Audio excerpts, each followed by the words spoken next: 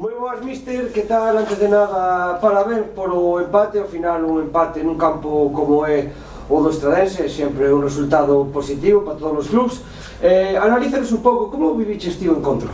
Sí, a ver, evidentemente creo que é un punto positivo. Históricamente o Villalbés nas últimas temporadas era un campo que non se lle daba ben e que sempre se ia de baleiro daqui.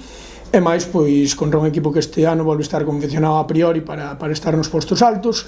Facendo un análisis do partido, eu creo que quizás o Estradense foi mellor na primeira metade, máis en xogo que en ocasións, tuvo 3 chegadas con perigo, nos unha. Creo que sí que é certo que no balance de ocasións pois tuveron eles máis, e o inicio da segunda metade eu creo que foi semellante, eles con máis balón, con máis chegadas, nos facendo un bo traballo defensivo. Ao final pois hoxe viñamos algo limitado de efectivos, pero bueno, o traballo do equipo foi bon desde o primeiro momento.